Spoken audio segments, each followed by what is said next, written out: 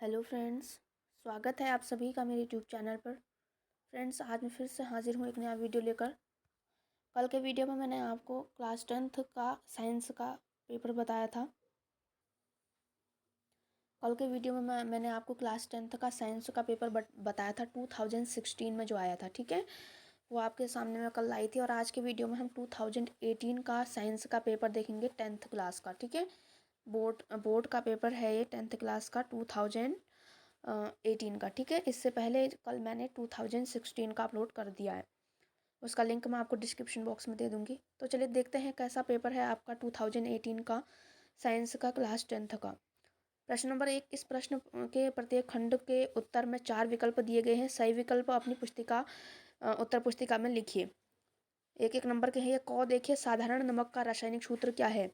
साधारण नमक का रासायनिक सूत्र क्या है। NaCl, HCl, NaOH या HNO3। इनमें से आपको एक पर टिक लगाना है जो सही है। ख है, किसी विलयन का pH मान 7 है, यह विलयन क्या होगा। अम्लीय होगा, क्षारीय होगा, उदासीन होगा या इनमें से कोई नहीं, ठीक है। ये टिक वाला है। ग देखिए, निम्नलिखित में से कौन सा पादप हार्मोन है।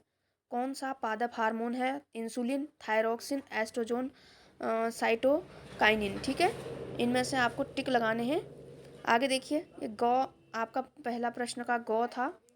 आगे देखिए, घ देखिए, प्रतिरोध का मात्रक लिखिए। प्रतिरोध का मात्रक लिखिए, वोल्ट, ओम, एम्पियर या जूल। वोल्ट, ओम, एम्पियर या जूल, ठीक है। इनमें से एक में आपको टिक लगाना है। आगे देखिए, अणो, एक उत्तल लेंस की फोकस दूरी 20 सेंटीमीटर है, लेंस की क्षमता क्या है। एक उत्तल लेंस की फोकस दूरी 20 सेंटीमीटर है, लेंस की क्षमता क्या होगी। +2D -2D +5D या -5D, ठीक है। इनमें से आपको जो सही है उस पर टिक लगाना है। चौ देखिए, निम्न में ऊर्जा का पारंपरिक स्रोत कौन सा है। निम्नलिखित में से ऊर्जा का पारंपरिक स्रोत कौन सा है। जीवाश्मीय ईंधन, सौर ऊर्जा, भूतापीय ऊर्जा या नाभिकीय ऊर्जा। इनमें से सही पे आपको टिक लगाना है। आगे देखिए, प्रश्न नंबर 2। प्रश्न नंबर 2 है, विस्थापन अभिक्रिया का एक उदाहरण दीजिए। विस्थापन अभिक्रिया का एक उदाहरण दीजिए। एक एक नंबर के क्वेश्चन है। प्रश्न नंबर 3 है, एक जंतु हार्मोन का उदाहरण दीजिए जो पीयूष ग्रंथि से स्रावित होता है। एक जंतु हार्मोन का उदाहरण दीजिए जो पीयूष ग्रंथि से स्रावित होता है। प्रश्न नंबर 4 है, विद्युत चुंबकीय प्रेरण को परिभाषित कीजिए। विद्युत चुंबकीय प्रेरण को परिभाषित कीजिए। 5 है, स्नेल का अपवर्तन का नियम। स्नेल का अपवर्तन का नियम जो कल मैंने 2016 का पेपर दिखाया था आपको, उस पर भी था। स्नेल के अपवर्तन का नियम शायद उसमें भी था। तो आप देख सकते हैं कि क्वेश्चन किस तरीके से जो है बार बार रिपीट होते हैं। प्रश्न नंबर 6 देखिए, सूर्य से आने वाले किस विकिरण से ओजोन परत पृथ्वी की सुरक्षा करती है। सूर्य से आने वाले किस विकिरण से ओजोन परत पृथ्वी की सुरक्षा करती है। प्रश्न नंबर 7 है, विरंजक चूर्ण बनाने की अभिक्रिया का केवल रासायनिक समीकरण लिखिए, इसका एक उपयोग भी बताइए। विरंजक चूर्ण बनाने की अभिक्रिया का केवल रासायनिक समीकरण लिखिए, इसका एक उपयोग भी बताइए। प्रश्न नंबर 7 था 2 नंबर का। प्रश्न नंबर 8 है, कार्बन यौगिकों की नाम पद्धति के आधार पर निम्न यौगिकों का नामकरण कीजिए। ये यौगिक यहाँ पे आपको दिए हुए हैं, इनका नामकरण आपको करना है, ठीक है। प्रश्न ये क है, ये ख है। आगे देखिए, प्रश्न नंबर 9। प्रश्न नंबर 9, परागण और निषेचन में अंतर बताइए। ये भी शायद 2016 वाले पेपर में था, एक बार आप उसको देख लीजिएगा। पहले मेरे ख्याल से उसमें भी आया था। प्रश्न नंबर 10 है, लार क्या है, भोजन के पाचन में इसकी क्या भूमिका है। लार क्या है, भोजन के पाचन में इसकी क्या भूमिका है। 11वां है, मानव में बच्चे का लिंग निर्धारण कैसे होता है। मानव में बच्चे का लिंग निर्धारण कैसे होता है, ये 11वां था। 12वां है, विद्युत लैंप के तंतुओं के निर्माण में प्रायः टंगस्टन का प्रयोग क्यों किया जाता है, स्पष्ट कीजिए। विद्युत लैंप के तंतुओं के निर्माण में प्रायः टंगस्टन का प्रयोग क्यों किया जाता है, स्पष्ट कीजिए। प्रश्न नंबर 13 है, किसी चालक का प्रतिरोध किन कारकों पर निर्भर करता है। 2016 में भी पूछा गया था, किसी चालक का प्रतिरोध किन कारकों पर निर्भर करता है। देखिए, वो 2016 का पेपर था और ये है 2018 का। कई सारे क्वेश्चन ऐसे हैं जो सेम सेम जो है आए हैं दोनों दोनों पेपर में, ठीक है।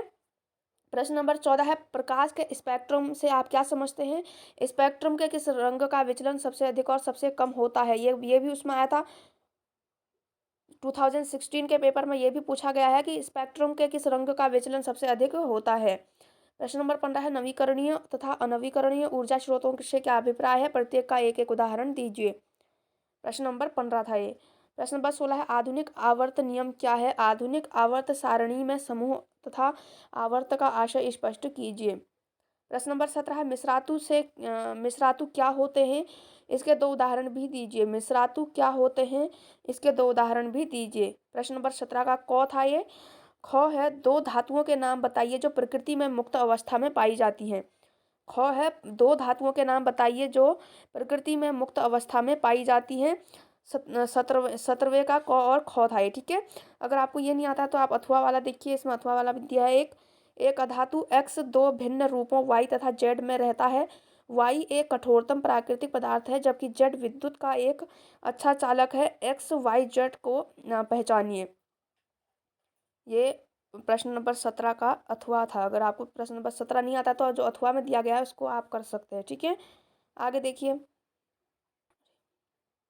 प्रश्न नंबर 18 देखिए, क्या होता है जब, यहाँ पे रासायनिक समीकरण लिखने हैं आपको सिर्फ। जिंक की सोडियम हाइड्रोक्साइड से क्रिया की जाती है। क्या होता है जब जिंक की सोडियम हाइड्रोक्साइड के साथ क्रिया की जाती है? ख है, चूने के पानी में कार्बन डाइऑक्साइड गैस प्रवाहित की जाती है। चूने के पानी में कार्बन डाइऑक्साइड गैस प्रवाहित की जाती है। ग है, जिप्सम को 373 के पर गर्म किया जाता है। जिप्सम को 373 के पर गर्म किया जाता है। प्रश्न नंबर 19 देखिए, पुष्प की अनुदैर्ध्य काट का चित्र बनाइए और उसमें निम्नलिखित भागों को दर्शाइए। परागकोश, वर्तिकाग्र, अंडाशय। ये शायद मेरे ख्याल से 2016 में भी पूछा गया था, पुष्प का अनुदैर्ध्य काट, ठीक है। 20 का क है, 20 प्रश्न नंबर 20 देखिए, इसका क है, वायवीय तथा अवायवीय श्वसन में क्या अंतर है? वायवीय तथा अवायवीय श्वसन में क्या अंतर है? ये क है। 20वें का ख देखिए, आयोडीन युक्त नमक के उपयोग की सलाह क्यों दी जाती है? आयोडीन युक्त नमक के उपयोग की सलाह क्यों दी जाती है? 20 का ख है, आयोडीन युक्त नमक के उपयोग की सलाह क्यों दी जाती है, ठीक है। आयोडीन युक्त नमक के उपयोग की सलाह क्यों दी जाती है? 2016 में भी यह पूछा गया है। देखिए कितने जो है क्वेश्चन इसमें सेम आए हुए हैं 2016 और 2018 में। मानव पाचन तंत्र का स्वच्छ चित्र बनाइए तथा इसमें निम्नलिखित भागों को दर्शाइए। मानव के पाचन तंत्र का स्वच्छ चित्र बनाना है, उसमें आमाशय, यकृत और बड़ी आंत को दर्शाना है, ठीक है। अथवा मानव श्वसन तंत्र का स्वच्छ चित्र बनाइए तथा इसमें निम्नलिखित भागों को दर्शाइए। फुफ्फुस, श्वास नली और डायाफ्राम। अगर आपको ये मानव के पाचन तंत्र का वो नहीं बनाना है तो आपको यहाँ पे मानव के श्वसन तंत्र का भी आप बना सकते हैं, ठीक है। इन दोनों में से आप कोई सा भी कर सकते हैं, एक ही करना है, दोनों नहीं करना है। प्रश्न नंबर 22 का क देखिए, एक विद्युत बल्ब में 200 वाट 100 वाट अंकित है, इसका प्रतिरोध क्या होगा?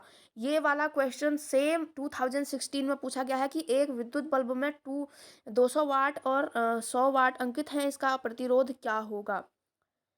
ये आपका 2016 में भी पूछा गया है। ख है, चुंबकीय क्षेत्र रेखाओं के दो गुण लिखिए। चुंबकीय क्षेत्र रेखाओं के दो गुण लिखिए। ये आपका 2016 में भी पूछा गया है। दोनों पेपर सेम है बिल्कुल। 2016 में भी पूछा गया है कि चुंबकीय क्षेत्र रेखाओं के गुण बताइए, ठीक है। आगे देखिए, प्रश्न नंबर 23 देखिए, 15 सेंटीमीटर फोकस दूरी वाले अवतल दर्पण से 20 सेंटीमीटर की दूरी पर 4 सेंटीमीटर लंबी वस्तु रखी है। प्रतिबिंब की स्थिति, आकार और प्रकृति बताइए। 15 सेंटीमीटर फोकस दूरी वाले अवतल दर्पण से 20 सेंटीमीटर की दूरी पर 4 सेंटीमीटर लंबी वस्तु रखी है। प्रतिबिंब की स्थिति, आकार और प्रकृति बताइए। ये प्रश्न नंबर 23 है। अथवा देखिए, इसका निकट दृष्टि दोष क्या है? इस दोष का कारण तथा संशोधन बताइए। निकट दृष्टि दोष से क्या अभिप्राय है? इस दोष का कारण और संशोधन बताइए। अब प्रश्न नंबर 24 देखिए, पर्यावरण के किन्हीं दो अजैव घटकों के नाम लिखिए। पर्यावरण के किन्हीं दो अजैव घटकों के नाम लिखिए। 24 का क था ये। ख है, नाभिकीय संलयन से आप क्या समझते हैं? उदाहरण देकर समझाइए। ख है, नाभिकीय संलयन से आप क्या समझते हैं? उदाहरण देकर समझाइए। प्रश्न नंबर 25 का क है समजातीय श्रेणी क्या है, उदाहरण सहित समझाइए। समजातीय श्रेणी क्या है, उदाहरण सहित समझाइए। ख है एस्टरीकरण क्या है, रासायनिक समीकरण सहित समझाइए। एस्टरीकरण क्या है, रासायनिक समीकरण के द्वारा समझाइए। प्रश्न नंबर 26 का क देखिए, एक धातु तथा एक अधातु का नाम लिखिए जो सामान्य ताप पर द्रव अवस्था में पाई जाती है। एक धातु तथा एक अधातु का नाम लिखिए जो सामान्य ताप पर द्रव अवस्था में पाई जाती है। ख है आयनिक यौगिकों के सामान्य गुणधर्मों का उल्लेख कीजिए तथा स्पष्ट कीजिए कि आयनिक यौगिकों का गलनांक उच्च क्यों होता है। आयनिक यौगिकों के सामान्य गुणधर्मों का उल्लेख कीजिए तथा स्पष्ट कीजिए कि आयनिक यौगिकों का गलनांक उच्च क्यों होता है। अथवा देखिए, अगर आपको ये नहीं करना तो अथवा देखिए प्रश्न क भर्जन तथा निस्तापन में क्या अंतर है। जिंक के अयस्कों के भर्जन और निस्तापन के समय होने वाली रासायनिक अभिक्रिया लिखिए। भर्जन तथा निस्तापन में क्या अंतर है। जिंक के अयस्कों के भर्जन और निस्तापन के समय होने वाली रासायनिक अभिक्रिया लिखिए। ख है निम्न अभिक्रिया में उपचयित तथा अपचयित पदार्थ की पहचान कीजिए।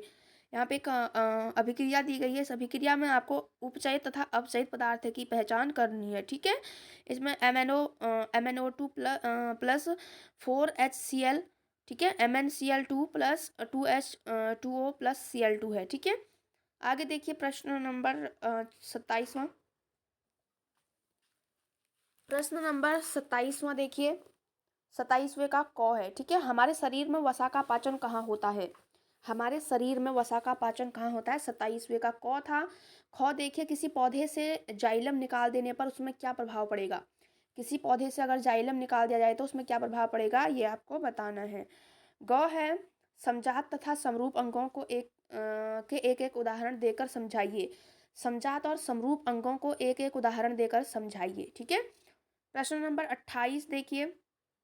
प्रश्न नंबर 28, दिए गए परिपथ आरेख में गणना कीजिए कि नंबर 1 है प्रत्येक प्रतिरोधक से प्रवाहित विद्युत धारा। देखिए यहाँ पे एक आपको चित्र दिया गया है, ठीक है। इस चित्र को देखकर आपको बताना है कि प्रत्येक प्रतिरोधक से प्रवाहित विद्युत धारा।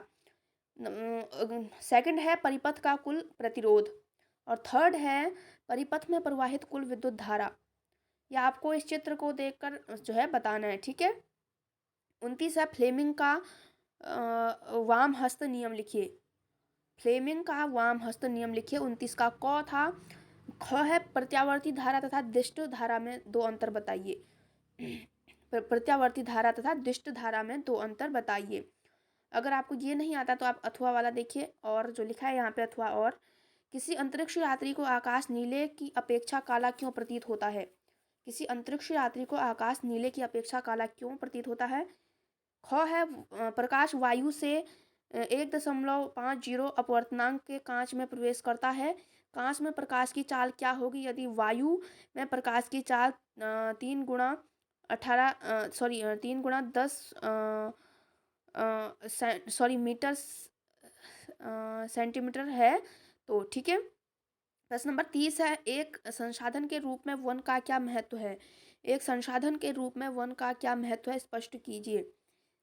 प्रश्न नंबर 30 का क था। एक ख देखिए, जल संग्रहण से क्या अभिप्राय है। जल संरक्षण के लिए प्रयोग होने वाली दो परंपरागत पद्धतियां बताइए। जल संग्रहण से क्या अभिप्राय है।